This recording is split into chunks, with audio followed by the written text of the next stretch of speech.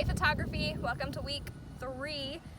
This week we're going to be focusing on Earth Day. We have the documentary that you're able to watch, word of discretion.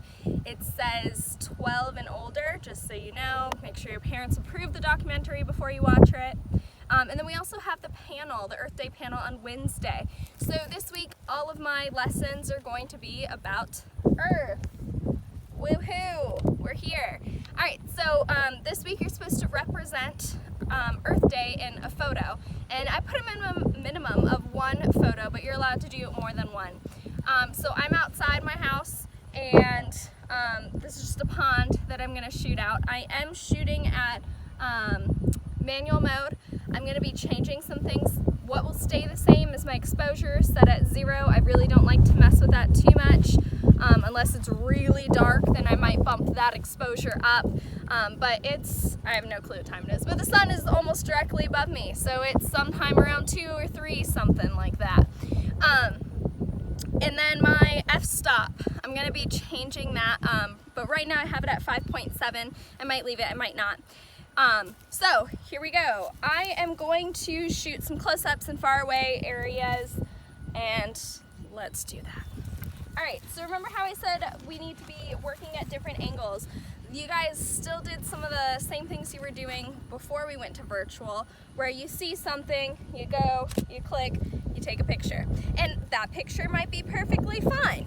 You might have something, kind of okay, like that. Sorry for the smudge marks, my nose touched it. However, you might want to try some different perspectives and then have more options to pick from. And if you're working with a digital camera or your phone, an iPad, you can see those right away, which is really nice with digital. So I took one from an above angle. I'm going to go ahead and take one from a lower angle. And I'm going to go ahead and zoom in on these next ones. A little too zoomed in. And then I'm actually going to set my camera down. And you can definitely lay on the ground while doing this. I'm not going to, because there's cow poop. Oh, I like that one. That one turned pretty good. Alright, I am going to get a little bit closer to the water and take from another perspective.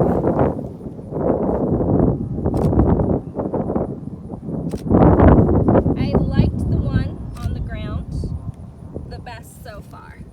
So I'm going to try that again. Cool. I'm going to switch my f-stop to about 13 from this angle. Actually, yeah.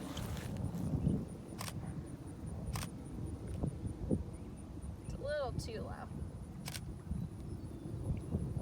Alright, so let me go ahead and show you what I did, and I actually had to switch my f-stop to 11, not 13. Can you see that? Alright. Now, not all of you have water, and a lot of you are kind of stuck at home, so maybe your parents have a plant. So try, maybe right here I have, I don't know what type of plant this is. Photocarpus? No. Lily pads. Lily pads? Some sort of lily pad of variation. Also, thank you to my cameraman. Okay, well, it's a car stick. Oh well. Alright, so I'm going to do a directly above. So we're doing a bird's eye, if we remember. That's directly above, or an aerial type photo. Now I'm going to go ahead and do a high angle. I'm going to go ahead and maybe switch my f-stop to lower. I'm doing a face-to-face, or what I can try and do for face-to-face.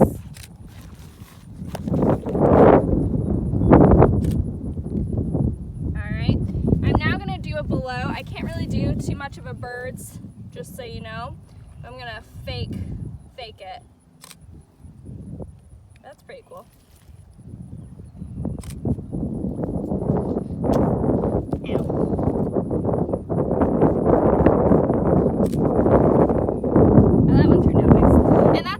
As I can do. I can't really do a bug's view for that one. Alright, I'll be right back with a different camera in a second. Ready? Yeah.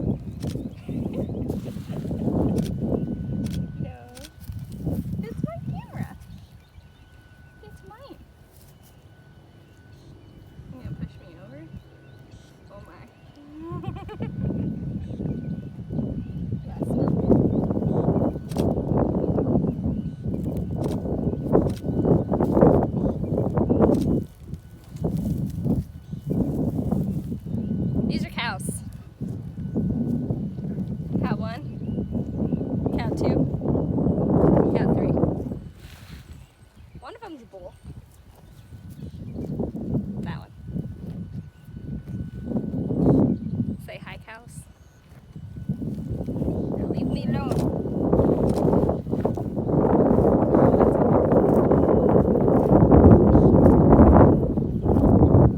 Alright, I'll show you these pictures later, but right now I'm shooting on manual mode, and just so you know, I have my f-stop at, for most of these, probably around 5.7 to 6 point something. I've changed it.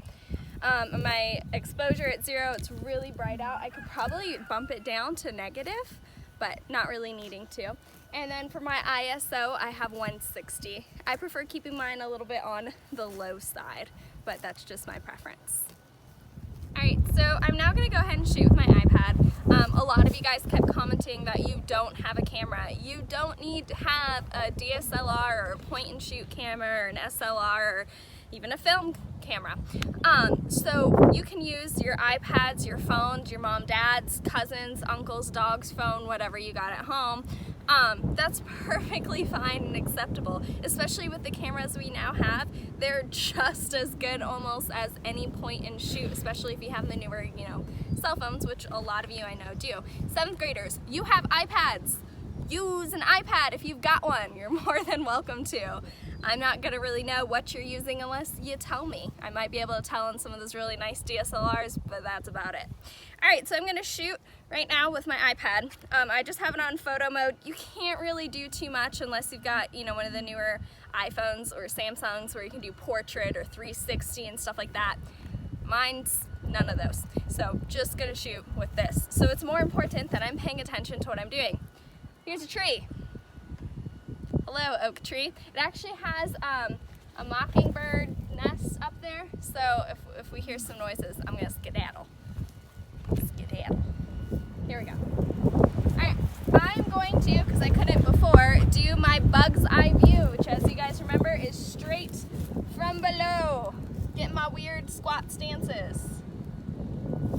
I definitely don't like that, so not gonna do that again. And that's why we try different angles. A lot of you guys are going to be able to have trees nearby, so a tree is perfect if that's what you have nearby. Palm tree, whatever type of tree you got. I am getting a lot of shadows, just so you know, because of where I'm at, but that's okay because the shadows are creating a dappled shadow effect. So I could even just take a picture of the shadows and get that. There's ants, we'll stay away from the ants. I want to go. Come. I need to go. Go. Alright, so we are back with the second photographer. Say hi, Finn. Hey. He's going to be our second photographer today. And we are taking a picture of sticks. Okay, come help me take the picture. Come on. Yep. Alright, so I'm now switching to sticks. Okay, lots of us can find sticks usually around. Yeah. So I'm going to go ahead and just take a few pictures. And I'm trying different angles. I'm not just taking one picture and being done. I got one. You got a stick? You can even have a human model. Look at this. Wonderful picture. All right, so let me show you some of the pictures we got with the iPad. It takes great photos. You're fine with that picture. You're good. All right, I'm gonna go ahead and get one more subject. Let's go. Go. Okay, so found a tree, and shooting below didn't work in the last one. So climbed the tree with some help. And I'm gonna try and take some pictures where now I can get low angles, high angles. I can do a little bit of everything and get something a little bit different. So the first thing I'm gonna do is I'm gonna get, it's kind of a mix between a low angle and a bug's view. And I'm gonna try and shoot up the tree. So that way I'm getting some of that Spanish moss, some of the bark, a little bit of everything there. And I'm not actually always touching the tree in this. And I'm gonna go ahead and switch to a few different, oh, that one turned out pretty nice. There we go. Alright, so I went ahead and I switched my ISO to 200 and my f-stop to 6.7. My shutter speed is 1/200, just so you guys are keeping that in mind. Alright, so I think I've gotten everything I kind of want to get with that. Maybe one over here. Alright, so I see some ants, so I'm now going to get some wildlife here. Now I don't have a macro lens, which means that it's going to be kind of blurry to zoom in enough to see the detail of the ants. And they move really fast.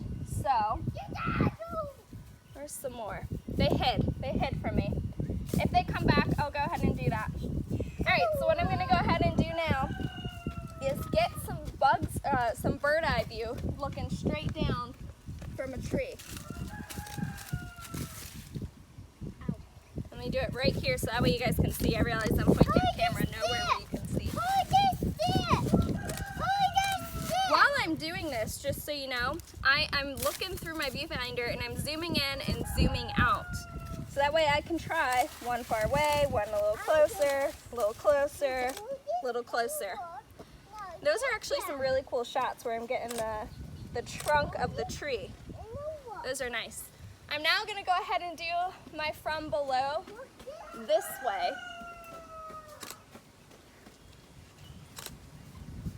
Alright, I'm going to go ahead and switch to a faster shutter speed really quickly.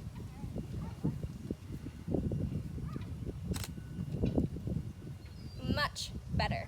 Man, I wish those ants would come back. Oh. Still struggling to capture that ant. Nope, not gonna happen. Oh.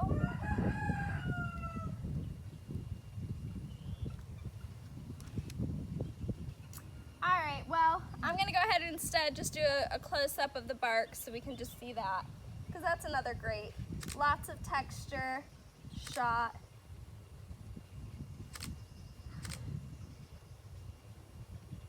Now when I get too close, I have it on autofocus. It's having a really hard time focusing because I'm getting a little bit too close to my subject. So you might have to go ahead and switch it to manual mode, which is what I'm going to do right now, which means I have to be a little bit more still. That turned out great.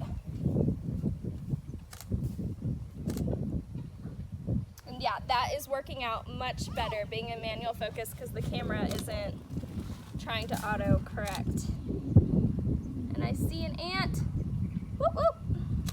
Yay, we got an ant photo. Wish it was a little closer. Nope. Alright, I'm gonna take one from my child from below. Say hi, Finn. Hi. Say cheese. Look up at Mama. Look up. Good job. Little model in the making. All right, you guys, see you next week.